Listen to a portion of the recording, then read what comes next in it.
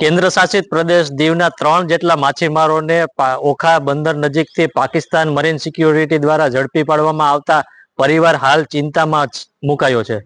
વણાકબારા વિસ્તારના કુલ 22 જેટલા માછીમારો હાલ પાકિસ્તાનની જેલમાં બંધ છે. ત્યારે કોઈ પણ પ્રકારના પત્રો અથવા ફોન નહીં આવતા પરિવારજનો દ્વારા પોતાના સ્વજનની કાગડોળે રાહ જોવાઈ રહી છે. ત્યારે સરકાર દ્વારા વહેલી તકે આ માછીમારોને છોડાવવામાં આવે તેવી પરિવારજનો દ્વારા માંગણી કરવામાં આવી રહી છે.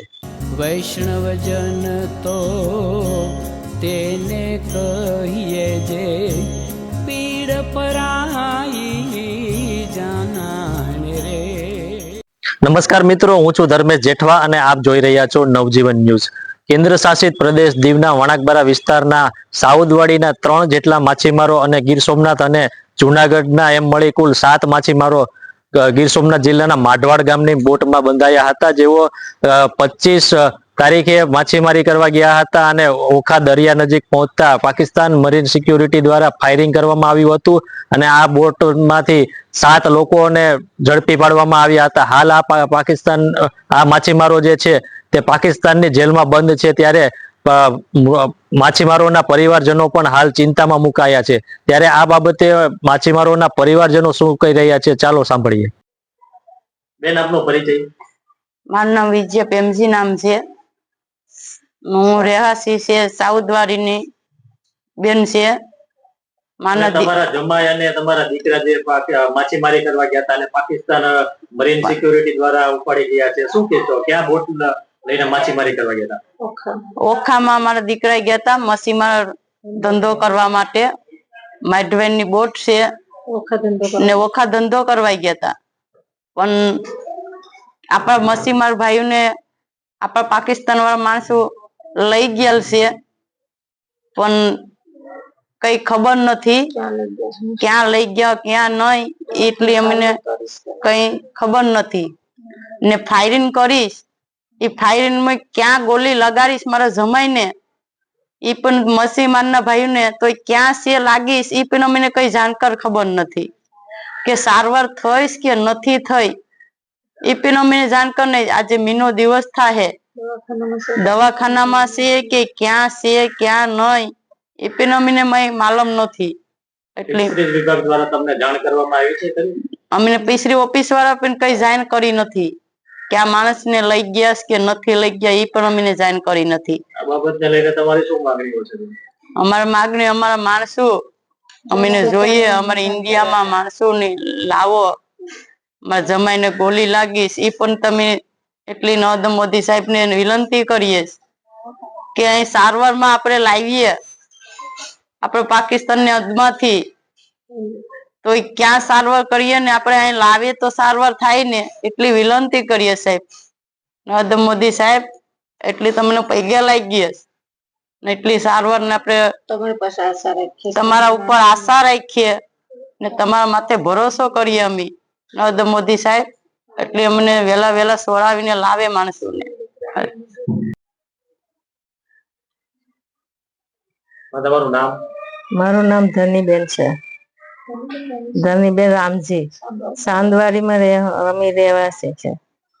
પાકિસ્તાન જેલમાં અત્યારે 3 માછીમારો તમારા વિસ્તારના છે. એ માછીમારી ક્યાંથી બંધાણા હતા અને ક્યાં માછીમારી કરવા ગયા? માધવાની બોટ છે. માછીમાર તમે ધંધો કરવા ઓખામાં જાય છે, ધંધો કરવા. ક્યારે લઈ ગયા ને ક્યારે ની 20-25 દિવસ થઈ ગયા. આજે તમારા દીકરાની ખબર નથી હજે કે કઈ જાણકારી ને અમને કઈ અનુભવ બેઠી નથી હજી કે અમે કોઈ ફિશરીસ ઓફિસ વાળા પણ કોઈ જાણકારી દેવા આવ્યા નથી. તે ધંધો કરવા ગયા છે અમારા દીકરા. અમારા નાના નાના બચ્ચા છે, અમે શું ધંધો કરીને ખાઈએ? અમે અહીંયા અગવૈઠામાં પડ્યા છે સાહેબ. અમે વિનંતી મારા માછીમારો ભાઈઓને બધાને લાવે તે અમે અહીં ખુશી મનાવીએ. અમે અગવૈઠામાં છે ઘણી બધી ને અમે એના ઉપર અમારો ધંધો છે માછીમારો ઉપર. અમારે અહીં બીજી રોજી રોટી કોઈ નથી. અમે શું કરીને ખાઈએ? નાના નાના બચ્ચા છે, અમે પગમાં લૂલા છે, અમે ધંધો કરીને અમે શું ખાઈએ? અમે તો ઘરે બેસી ગયા છે ને તમારા વિશ્વાસ છે આજે દીકરા કામે તે અમે તો ખાઈએ. દરિયા સાગર નો અમારો ધંધો છે, મારા બાપ દાદા નો ને તમને મોટી માલમ છે. એટલી વિનંતી કરીએ છે તે જલ્દી થી જલ્દી અમને સોડાવે નરેન્દ્ર મોદી સાહેબ.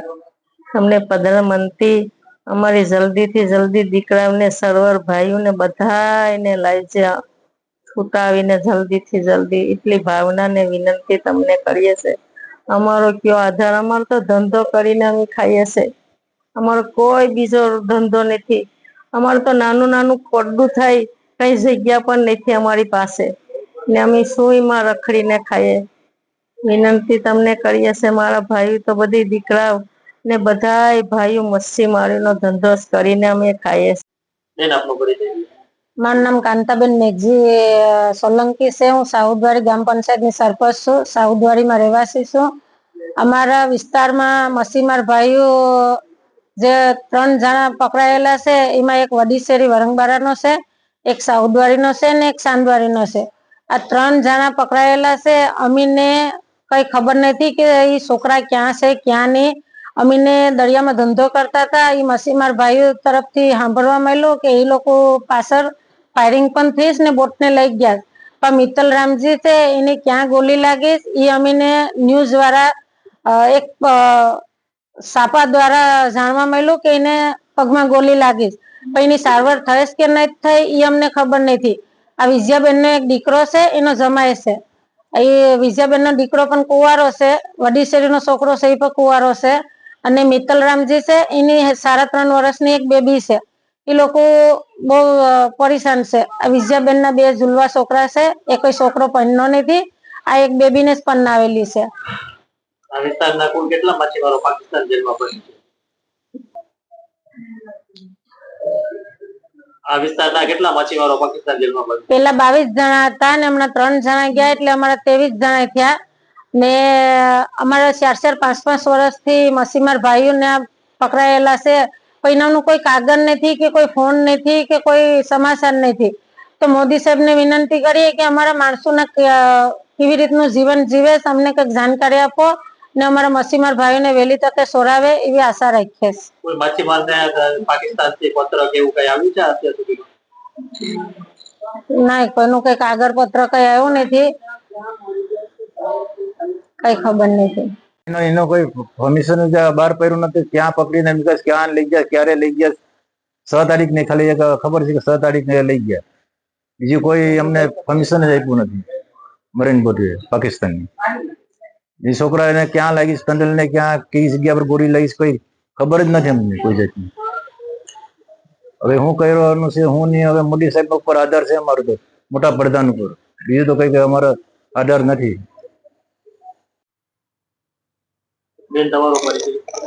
મારું નામ છે દમુ વિજય. હું સાઉદવાડીની રહેવાસી છે. અમારે પાકિસ્તાનની જેલમાં આ 4-5 વર્ષથી પાકિસ્તાનની જેલમાં છે. તો ત્યાં હું કરે હું નહીં, કોઈ જાતનું લેટર ની કે કાગળની કોઈ વસ્તુ નહીં, કઈ પણ આવતું નથી. પણ અમે મોદી સરકારની વિદેશ મંત્રાલયને ને અમીને એટલી સાહેબોને એટલી વિનંતી કરીએ કે અમારા પાકિસ્તાનની જેલમાં અમારા મસીમાર છે એને જલ્દીથી જલ્દી રિહા કરાવે. અમે બહુ બધીમાં રેખડા એટલે અમે દિલ્હી સુધી પૂગી ગયા, પણ અમારું કોઈ જાતનું આ મસીમાનું હેલું જ આવતું નથી. અમે ન્યૂઝ પણ બહુ ઉતાર્યા, પણ અમારો કોઈ અવાજ જ આવતો નથી અમારા મસીમાનો. અમારા મસીમાનું કોઈ સાંભળે કે સાંભળતું નથી એ પણ અમને કઈ ખબર નથી. તો અમે મોદી સરકારને એટલી વિનંતી કરીએ કે અમે અહીંયા બહુ દુઃખી છે. અમારા નાના નાના બાળ બચ્ચા છે. અમારા નાના નાના બાળ બચ્ચાને અમારે ભણાવવા ગણાવવા અમને કોઈ જાતની અમને કઈ ધંધો કરી શકતા નથી ને અમને એટલી તકલીફ છે ને કે અમારા મસીમાને તમે જલ્દીથી જલ્દી રિહા કરાવો. બસ અમને કોઈ જાતનું કઈ જોતું નથી. અમે કઈ માગતા પણ નથી મેરે. અને અમારા મસીમાને છોડાવો, કેમ કે અમારા મસીમાર ને ત્યાં જીવે કે મરી ગયા એ પણ અમને કઈ ખબર નથી. તો આજ આપણે મોદી સરકારને એટલી વિનંતી કરીએ કે અમારો અવાજ કેમ તમે સાંભળતા નથી? અમારો અવાજ સાંભળો, તમારા સુધી પૂગીએ તો અમારા મસીમાને તમે છોડાવવાની કોશિશ કરો. અમે વિદેશ મંત્રાલયને પણ એટલી જ પ્રાર્થના કરીએ કે અમારા મસીમાને તમે જલ્દી જલ્દ રિહા કરાવો. ફિશરીઝ વિભાગ દ્વારા તમને સહાય ચૂકવવામાં આવે છે? હા, આવીશ. ફિશરીઝ ઓફિસથી 9,000 રૂપિયા એ પણ પેલા પકડાઈ ને ઇનામને આવીશ, બાકી બીજા પકડાઈ ઇનામને આવતી નથી. તમારે શું વિશેષ માંગણી? બસ અમીને એટલી જ કે અમારા મસીમાર છોડાવીને લઈ આવો. અમારે બીજું કઈ જોતું જ નથી. અમીને બસ અમારા મસીમાર ઇન્ડિયામાં જોઈએ. અમારા મસીમારની ને હું દશા છે હું ની અમને કઈ ખબર નથી કે કેવી દશા છે. અમે તો અહીંયા એવી રીતના જિંદગી જીવીએ છીએ કે મોદી સરકારને એટલી વિનંતી કરીએ કે અમારી રાત જઈશ તો દિવસ નથી નીકળતો. એટલે અમે મોદી સરકારને, પાકિસ્તાનના વડાપ્રધાનને પણ એટલી વિનંતી કરીએ કે અમારા મસીમાને તમે પૂરી રાખવામાં અમારા મસીમાર એક નાનકડી મછલીમાર વસાય તે નિર્દોષ અમારા મસીમાર છે. નથી કોઈ જાતનું કઈ વાક કર્યો નથી કે નથી કોઈ આતંકવાદી નથી. બસ અમારા મસીમાને તમે જલ્દી જલ્દ રિયા કરાવી આવો. બસ અમને એટલી જ માંગણી છે. મારું નામ મનાલી મિતેશ છે. મારા હસબન્ડ નું નામ મિતેશ રામજી છે. અમે સાંદવાડીના રહેવાસી છે ને માધવનની બોટ છે એ બોટમાં લઈ અને ઓખા ધંધો કરતા હતા ને એમાં મારો ભાઈ ને મારો વર ને વરંગબારા વાળા એક વ્યક્તિ હતા. એ લોકો ધંધો કરતા હતા ને બીજા બધી કોણ છે એ અમને ખબર નથી. એ બોટમાં ધંધો કરવા ગયા હતા ને એ લોકોની બોટ ને પાકિસ્તાન એજન્સી વાળા લઈ ગયા. એ અમને કઈ ખબર નથી કે ક્યાં લઈ ગયા ક્યાં નહીં. એટલું જ અમને ખબર છે કે પાકિસ્તાન વાળા બોટ લઈ ગયા ને મારા વરને ગોલી પણ લાગેલી છે. પણ ક્યાં લઈ ગઈ એ અમને કઈ ખબર નથી. પણ અમને એ ખબર છે કે એ લોકોને ગોલી લાગી ને એ લોકોએ મારા વરની સારવાર કરી હે કે કરી હે ને એ પણ અમને કઈ ખબર નથી. ને તમે નરેન્દ્ર મોદીને એટલી વિનંતી કરીએ કે મારા વરને ઇન્ડિયામાં લઈ આવીને એને જેમ બને એમ સારવાર થાય એવી રીતના તમે લઈ આવો મારા વરને ઇન્ડિયામાં તો સારવાર અમે કરાવીએ. અમને તમારા ઉપર ભરોસો છે, વિશ્વાસ છે કે તમે સારવાર કરાવ્યો. તમે આ ઇન્ડિયામાં લઈ આવ્યો. જે માછીમારો બધા પકડાઈ ગયા છે એ લોકોને તમે સોરાવાની કોશિશ કર્યો એટલો અમને વિશ્વાસ છે. પણ જેમ બને એમ તમે લઈ આવો ઇન્ડિયામાં. અમારા જેટલા બી માછીમારો બધા પકડાયા એ લોકોને તમે લઈ આવો ઇન્ડિયામાં. ને આ જે 4-5-6 વર્ષ થઈ ગયા એને લોકોનું કઈ ખબર જ નથી કે એ લોકો ક્યાં છે ક્યાં નહીં. ને તમે ઇન્ડિયામાં કઈક સોરાવાની કોશિશ કરો જે તકે ઇન્ડિયામાં એ લોકો આવી શકે. એ લોકોના ઘરના બધા પરેશાન છે, ચિંતામાં છે કે અમારા ઘરના ક્યારે જે પકડાઈ ગયા છે.